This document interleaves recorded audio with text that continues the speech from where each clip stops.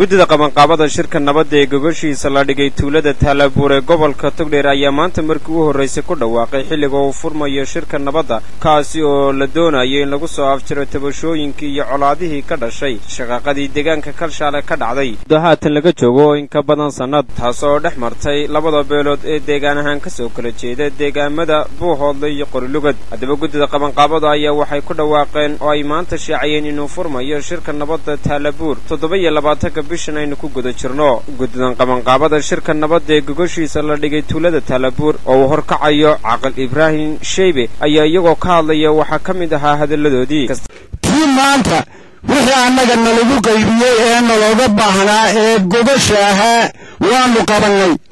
waanu ku aad iyo aad ugu dadaalay way dhammaystiran yihiin sidaas waxaanu idinka iyo ilaahayba ka rajaynaynaa inay idin waxa laalay wixii nabadda loogu dhawaaqado aad ku soo dadaashaan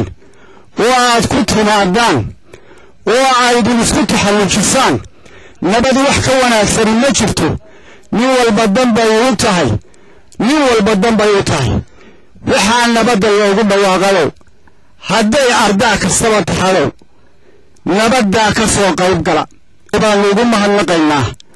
kulligayaba wixii caqli leh ee dareensan nabadda ay ku dhawaaqeen ee la yidhi beelaha walaalaha ku nabdeen ilaah way ku mahadsan yihiin aad iyo aad bay ugu mahadsan yihiin wax nabad ka wanaagsan ma jiro dadka nabadda loogu dhawaaqayaa waa dad meel wada yaal waa dad wada dhashay waa dadaan waxba kala lahayn waa dadaan kala maarmaynin sidaa loogu soo dhawaaq gogashii nabadda ee halkaa la alcaamiyey ee suldaanku alcaamiyey yaanu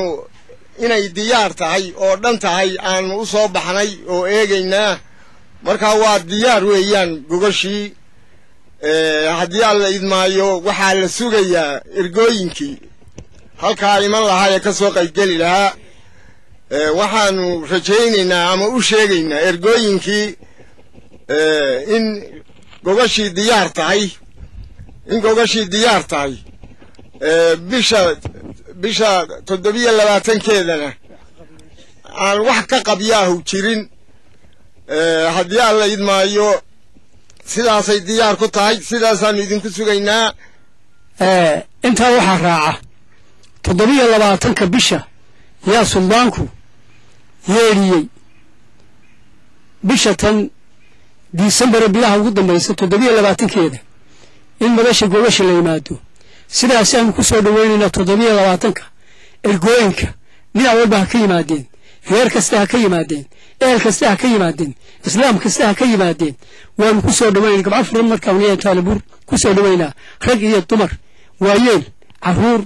cid kastaba tabaatee dhawaaqani ka soo yeedhaya guddida qabanqaabada shirka nabadda ee deegaanka Taalabuur ayaa waxa uu ka dambeeyay kadib markii uu suldaanka guud ee beesha bariga Burco uu kaga dhawaaqay caasimadda Soomaaliland ee Hargeysa inuu shirka nabadda ee Taalabuur furmi doono 27 bishan aynu ku guda jirno Maxamed Ibraahim Xasan Maxamed British telefishinka caalamiga Royal Burco